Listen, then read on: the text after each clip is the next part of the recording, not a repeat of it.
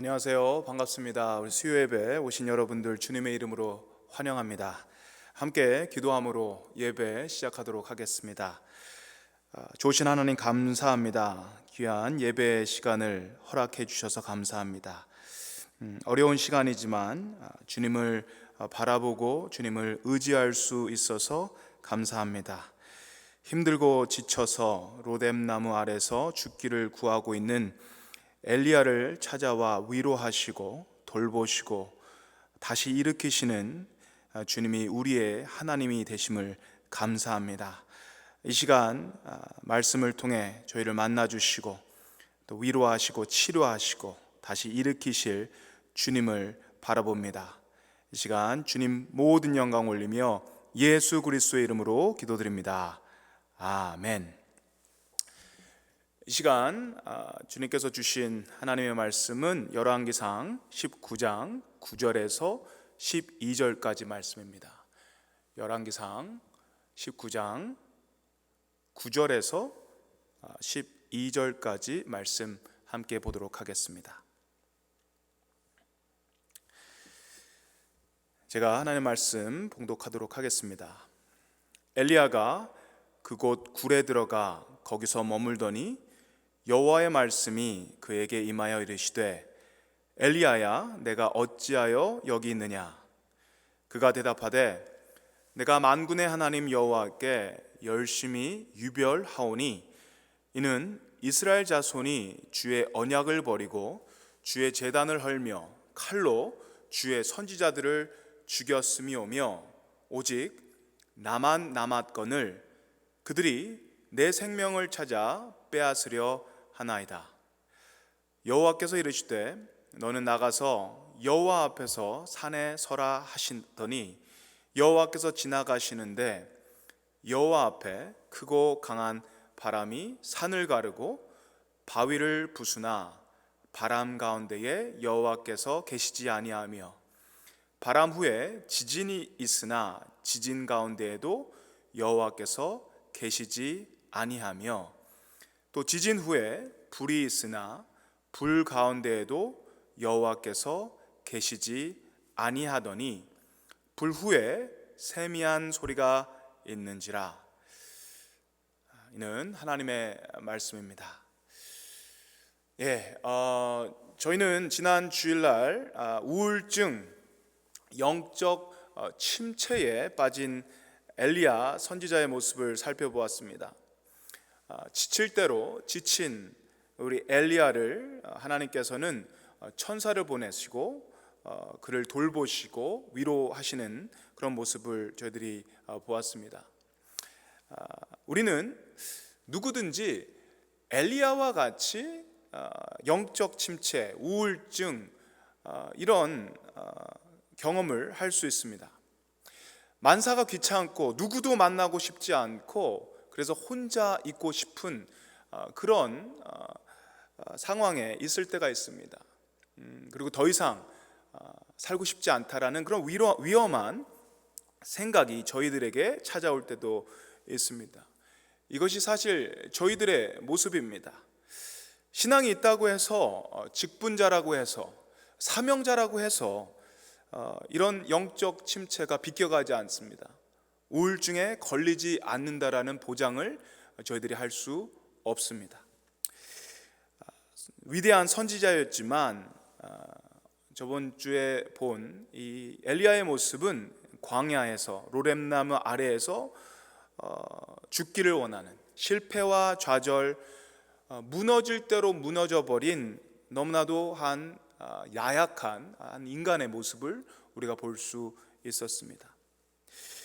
하지만 그런 엘리야를 주님께서는 위로하시죠.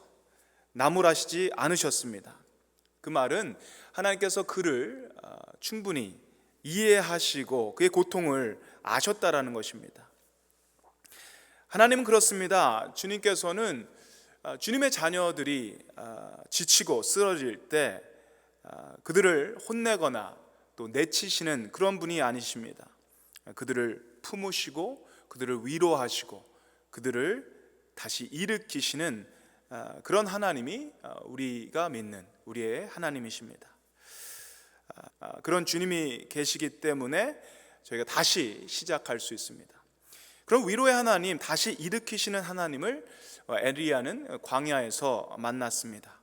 그리고 그의 주님의 위로와 돌보심을 통해 쉼을 얻고 다시 일어날 수 있었습니다. 오늘 열왕기상 19장 8절 말씀을 보면 주님의 위로와 돌보심이 분명히 그에게 있었음에도 불구하고 그가 완전히 회복되지는 않았다라는 그런 모습을 볼 수가 있습니다. 완전히 회복돼서 다시 주님의 사명자로, 사역자로, 선지자로 일을 했었으면 참 좋았을 텐데 그가 완전히 회복되지는 않았다는 모습을 보여줍니다. 광야의 로뎀나무 아래에서 죽기를 원하는 그런 엘리야의 모습, 락바텀에서 완전히 밑바닥에서 벗어났지만 완전한 회복은 그에게 없었습니다. 이것을 보면서 회복에도 순서가 있는 것을 깨닫습니다. 한꺼번에 갑자기 완전하게 회복되기는 어려운 것 같습니다. 그래서 엘리야는 광야를 떠나 호렙산에 있는 한 굴에 머물게 됩니다. 그때 하나님께서 또다시 엘리야를 찾아오십니다. 9절 말씀 함께 보도록 하겠습니다. 엘리야가 그곳 굴에 들어가 거기서 머물더니 여호와의 말씀이 그에게 임하여 이르시되 엘리야야 내가 어찌하여 여기 있느냐. 여전히 엘리야는 무섭고 외롭고 억울하고 화가 나고 이런 감정, 우울증 증세를 가지고 있습니다. 그래서 이젠 광야가 아닌 굴 속에 혼자 숨어 있습니다. 그런 그에게 주님이 다시 찾아오십니다. 그리고 엘리야야 내가 어찌하여 여기 있느냐 그에게 질문하십니다. 여기서 재미있는 사실 두 가지가 있습니다. 첫 번째는 하나님은 그가 광야에 있을 때 아무런 질문을 하시지 않으셨습니다. 천사를 통해 그를 만지시고 일으키시고 먹이시는 그런 모습이 있었지요. 그런데 오늘은 처음으로 이런 질문을 던지십니다. 내가 어찌하여 여기 있느냐. 왜 광야에서는 아무런 질문이 없으셨는데 오늘 본문에서는 왜 이런 질문을 하시는지 궁금합니다. 이유가 뭘까요? 그 이유는요, 타이밍에 있습니다. 하나님의 타이밍. 너무 지치고 힘들고 아무것도 할 수 없는 정말 죽음만 생각하는 희망이 없는 그런 사람에게는 어떤 질문보다, 어떤 교육보다, 어떤 말보다, 어떤 충고보다 필요한 것은 그냥 옆에서 함께 있는 것입니다. 그리고 말 없이 그를 돌봐주는 그런 시간이 필요할 때가 있습니다. 하지만 또 어떤 경우에는 오늘 본문처럼 대화를 할 필요가 있습니다. 너 지금 뭐 하고 있니? 너의 계획은 무엇니? 어떻게 하려고 그러니? 라는 그런 질문을 통해 우리가 대화를 할 필요가 있습니다. 또 어떤 경우에는 따끔하게 이건 잘못됐다 혼내는 그런 상황도 필요한 것입니다. 하나님은 그 타이밍을 정확하게 아셨죠. 하지만 저희는 이 타이밍이 좀 혼란스러울 때가 있습니다. 가만히 있고 가만히 돌봐줘야 되는 그런 타이밍에 우리는 잔소리를 한다든지 교육을 한다든지 질문을 던지고 혼을 내는 경우들이 있습니다. 타이밍을 잘 못 맞추는 것입니다. 그런데 하나님의 타이밍은 너무 정확하십니다. 지금 엘리야에게 필요한 것은 무엇입니까? 질문입니다. 대화입니다. 그래서 하나님은 이 질문을 던지신 것입니다. 두 번째 재미있는 사실은 하나님께서 인간인 엘리야에게 질문을 던진 이 사실입니다. 우리는요 하나님께 질문을 합니다. 주님, 내가 이런 결정을 하려고 하는데 주님 어떻게 해야 됩니까? 주님, 내가 어떤 길로 가면 좋을까요? 어떤 선택을 제가 해야 합니까? 저희는 이런 질문을 하나님께 드릴 때가 있습니다. 하나님께 질문 드리는 것은 겸손한 태도입니다. 하나님을 높이는 그런 태도입니다. 나는 모르지만 주님은 아십니다 라는 고백이 이 질문 속에 있기 때문입니다. 그래서 우리가 하나님께 질문하는 것은 너무나도 당연한 것입니다. 그런데 지금 하나님께서는 이 엘리야에게 질문하셨다라는 것입니다. 그런데 성경을 보게 되면 하나님은 종종 사람들에게 질문하실 때가 있으십니다. 제일 처음 하나님이 질문을 제일 처음 사람인 아담에게 질문하셨습니다. 아담아, 내가 어디 있느냐? 아벨을 죽인 가인에게도 하나님 질문하셨죠. 내 동생이 어디 있느냐? 그리고 오늘 본문에서도 엘리야 선지자에게 찾아와 질문하시죠. 내가 어찌하여 여기 있느냐? 우리가 하나님께 질문할 때는 우리가 정말 몰라서 질문을 하는 것입니다. 우리가 어리석기 때문에 모든 것을 아시는 하나님께 여쭤보는 것입니다. 그런데 주님이 우리에게 질문하실 때는 몰라서 질문을 하시는 것이 아닙니다. 아담이 어디 있는지 몰라서, 아벨이 어디 있는지 몰라서 질문하시지 않으셨습니다. 모든 걸 다 아시는 전지전능하신 하나님이시지만 주님은 질문하십니다. 하나님의 그 질문에는 특별한 의도가 있는 것입니다. 주님의 그 질문의 의도는 우리가 그 질문을 통해서 우리가 지금 어디에 있는지, 지금 우리의 상태는 어떤 것인지 스스로 돌아보고 점검하라는 의도에서 질문하신 것입니다. 엘리야야, 내가 어찌하여 여기 있느냐? 하나님은 엘리야가 왜 여기 있는지, 그리고 그가 지금 어떤 생각을 하고 있는지 정확하게 알고 계셨습니다. 그럼에도 그에게 질문을 한 것은 이 엘리야가 스스로를 돌아보고 스스로를 점검할 기회를 주신 것이라고 할 수 있습니다. 엘리야에게 내가 왜 여기 있느냐, 어찌하여 여기 있느냐라는 질문에 엘리야가 하나님께 이렇게 대답합니다. 10절 말씀입니다. 함께 읽겠습니다. 그가 대답하되 내가 만군의 하나님 여호와께 열심히 유별하오니 이는 이스라엘 자손이 주의 언약을 버리고 주의 제단을 헐며 칼로 주의 선지자들을 죽였음이오며 오직 나만 남았거늘 그들이 내 생명을 찾아 빼앗으려 하나이다. 말씀을 보면 내가 만군의 하나님 여호와께 열심히 유별하오니란 표현이 나옵니다. 엘리야는 여호와께 열심히 유별한 사람이었습니다. 그냥 대충 하나님을 섬겼던 사람이 아니었습니다. 유별날 정도로 열심히 열정적으로 하나님을 믿고 따랐던 그런 사람이었습니다. 그런데 그렇게 유별나게 열심히 하나님을 따르고 열심히 하나님의 일을 한 사람인데 이 결과를 보니까 비참한 것입니다. 이스라엘 자손이 주의 언약을 버리고 주의 제단을 헐며 칼로 주의 선지자를 죽였습니다. 이것이 그가 유별나게 하나님을 사랑하고 유별나게 열정적으로 주님을 섬긴 열매라고 이 엘리야는 생각했을 것입니다. 정말 비참합니다. 아무것도 남지 않았습니다. 10절 말씀에 오직 나만 남았거늘 그들이 내 생명을 찾아 빼앗으려 하나이다. 엘리야 지금 혼자 남은 것입니다. 그리고 그 역시도 죽임을 당할 그런 상황에 놓여 있습니다. 이것이 그의 결과였어요. 유별나게 주님을 따랐던, 주님을 사랑했던 그 열매라고 엘리야는 그렇게 생각할 수 있었을 것 같습니다. 우리도 엘리야의 입장을 충분히 이해할 수 있을 것 같습니다. 하나님을 위해서 제가 열심히 섬겼습니다. 하나님을 위해서 수고했습니다. 희생했습니다. 그런데 아무런 좋은 그런 열매들이 나타나지 않는 것입니다. 오히려 몸이 망가집니다. 병이 듭니다. 사기를 당합니다. 사업이 힘들어집니다. 자녀가 문제가 있습니다.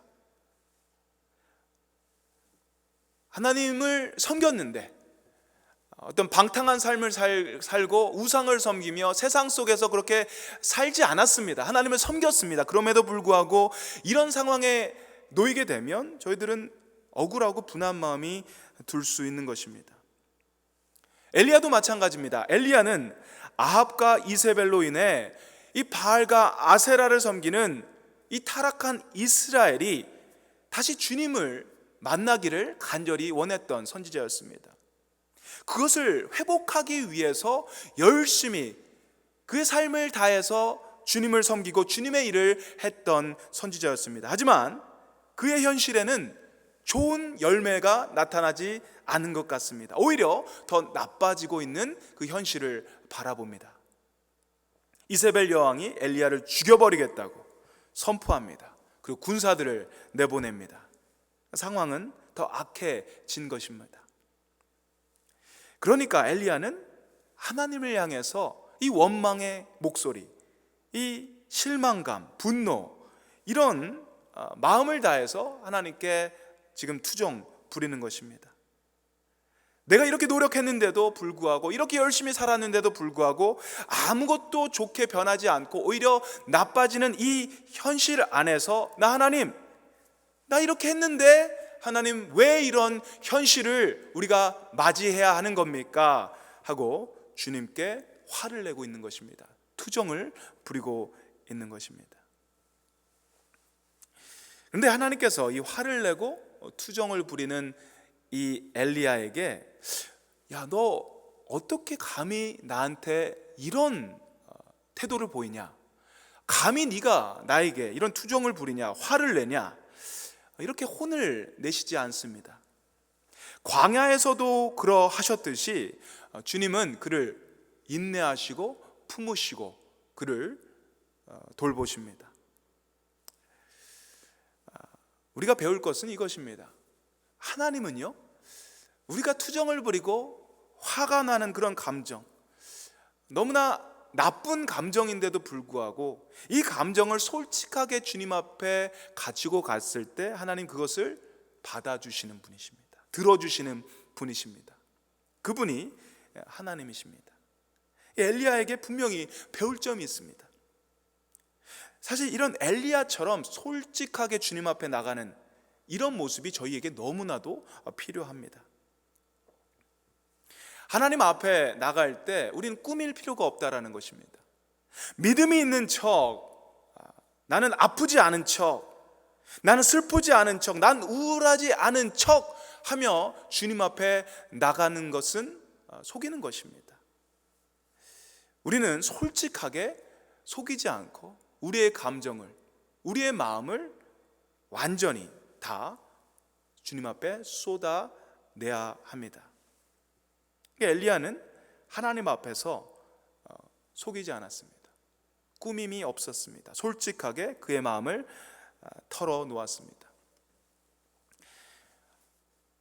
하나님께서 하시는 회복의 역사, 그 회복의 역사는 우리가 이런 태도를 보일 때 꾸밈 없이 속이지 않고 주님 앞에 나는 문제가 있습니다, 나는 이런 사람입니다, 나는 힘듭니다, 나의 감정을 온전히 주님 앞에 내어놓을 때부터 시작되는 것 같습니다. 엘리야 주님 앞에 꾸밈 없이 있는 모습 그대로, 못난 모습 그대로 나왔고 하나님 그 이야기를 들어주시고 그를 결국에는 회복시키는 그런 모습을 보게 됩니다. 부족하면 부족한 대로, 힘들면 힘든 모습 그대로, 억울하면 억울한 대로, 화가 나면 화가 난 대로 여러분 주님께 꾸미지 않고 주님께 나오시길 바랍니다. 그럴 때 우리는 회복될 수 있습니다. 우리 엘리야의 이 투정, 원망 섞인 이 투정을 하나님께서 들으셨습니다. 그리고 하나님께서 그에게 말씀하시는데요, 11절 그리고 12절 말씀 함께 보도록 하겠습니다. 여호와께서 이르시되 너는 나가서 여호와 앞에서 산에 서라 하시더니 여호와께서 지나가시는데 여호와 앞에 크고 강한 바람이 산을 가르고 바위를 부수나 사람 가운데에 여호와께서 계시지 아니하며 바람 후에 지진이 있으나 지진 가운데에도 여호와께서 계시지 아니하며 또 지진 후에 불이 있으나 불 가운데에도 여호와께서 계시지 아니하더니 불 후에 세미한 소리가 있는지라. 아멘. 11절 말씀에 하나님께서 엘리야 앞에 지나가십니다.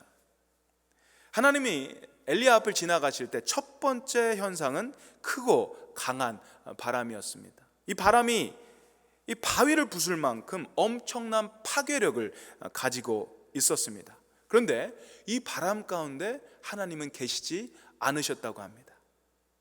두 번째, 바람 다음에 현상이 지진이었습니다. 모든 것을 흔들어 버리는 이 지진 가운데 역시 하나님은 계시지 않으셨다고 합니다. 마지막 세 번째, 불이 있습니다. 근데 거기에서도 하나님은 계시지 않으셨습니다. 바람, 지진, 그리고 불을 만났습니다. 이 놀라운 현상을 보고 있습니다. 엘리야 반응이 어땠을까요? 이 엄청난, 이 놀라운, 이 파괴력을 가진 모든 산과 들이 흔들리는, 지축이 흔들리는 이 모습을 보면서 엘리야의 심경은 어땠을까요? 엘리야는 이런 생각을 했을 것 같습니다. 이게 바로 하나님이시지. 이런 게 바로 하나님의 역사지. 이게 바로 하나님이 일하시는 거지라는 그런 생각을 했을 것 같습니다. 하나님은 이런 엄청난 힘과 능력을 가지고 계시는 분이라는 그 사실을 다시 한번 깨닫고 하나님의 그 강하심에 대해서 놀라왔을 것 같습니다. 그 현상을 보면서 예전에 사르밧 과부의 죽은 아들이 살아났을 때 느꼈던 그 감정, 갈멜산에서 바알 선지자와 아세라 선지자 합해서 850명 이 모든 선지자와 맞서서 싸울 때 하늘에서 불이 내려와 제단의 모든 것을 태웠을 때 느꼈던 그 짜릿한 감정, 그리고 3년 반 동안 가뭄이 들었던 이스라엘에 그가 기도할 때 비가 내렸을 때 느꼈던 그 감정을 오늘 이 현상을 보면서 다시 한번 느꼈을 것 같습니다. 하나님은 이렇게 강한 하나님이야. 하나님이 이런 역사를 하실 수 있는 하나님이야. 이런 생각을 그가 가졌을 것 같습니다. 그런데 하나님이 계셨던 곳은 그 현상들이 가운데 아니라는 것입니다. 하나님이 계셨던 곳은 12절 말씀을 보니까 불이 지나간 후에 세미한 소리 가운데 하나님이 계셨다라고 말씀합니다. 이 엄청난 이 파괴력을 가진 이 현상 가운데 계시지 않고 이 세미한 소리 가운데 하나님께서 계셨던 것입니다. 이 세미한 소리를 NIV 영어 성경을 보면 gentle whisper이라고 합니다.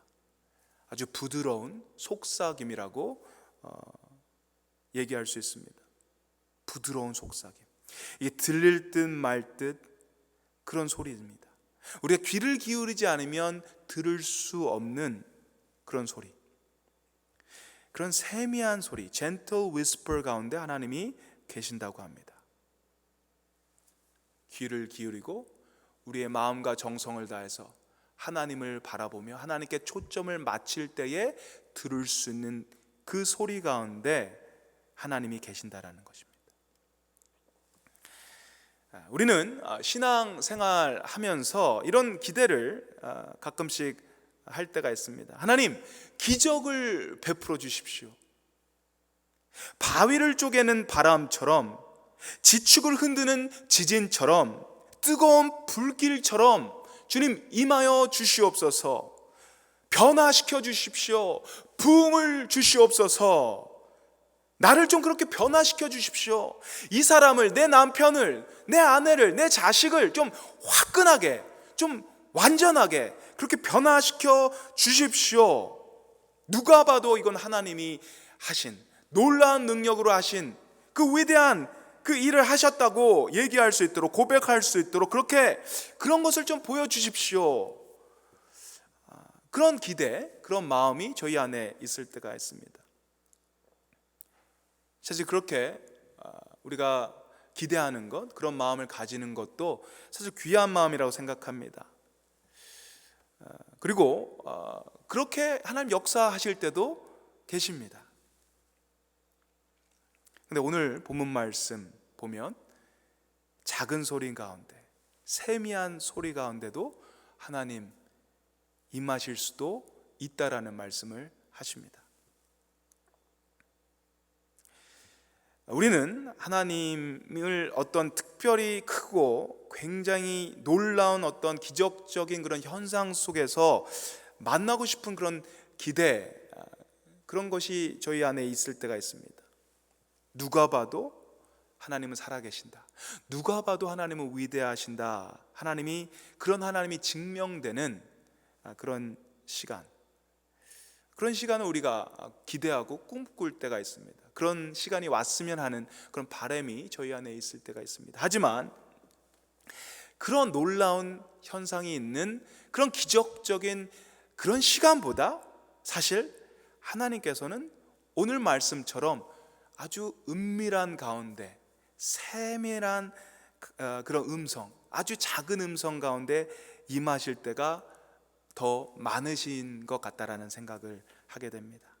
특별한 기적과 표적이 아닌 gentle whisper, 세미한 음성, 귀를 기울이지 않고 마음을 온전히 들이지 않으면 들을 수 없는 그 음성 속에 하나님 임재하신다는 그 사실을 우리가 깨닫게 됩니다. 어쩌면 우리가 하나님의 음성을 듣지 못하는 것, 하나님의 임재를 체험하지 못하는 그 이유 중에 하나가 바로 이런 것이 아닌가라고 생각합니다. 너무 큰 변화, 너무 큰 기적, 너무 큰 표적, 그런 것을 기대하는 마음이 크기 때문에 하나님이 이야기하시는데도 불구하고 그것을 듣지 못하는 그런 경우가 우리에게 있는 것 같다라는 생각을 하게 됩니다. 주님이 그런 삶을 원하시는 것 같습니다. 더 크고 놀랍고 기적적인 그런 큰 사역, 큰 프로젝트를 하는 것이 아니라 이 삶 속에서 하나님께서 하시는 그 작은 음성을 듣고 반응하고 그것을 따라 살려고 노력하는 그 삶이 주님이 더욱 원하시는 삶이라고 생각합니다. 그런 삶을 저와 여러분이 사시기를 주님의 이름으로 축원드립니다. 아멘. 이 시간 함께 찬양하겠습니다.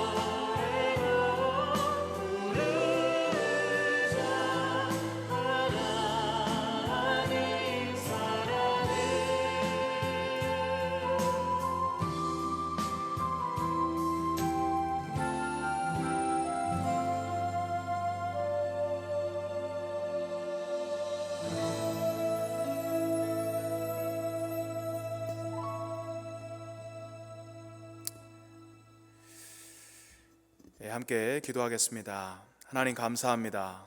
호렙산 굴 속에 숨어있는 예레미야를 찾아가 만나시는 그 위로의 하나님을 오늘 본문을 통해 만나게 하심을 감사합니다.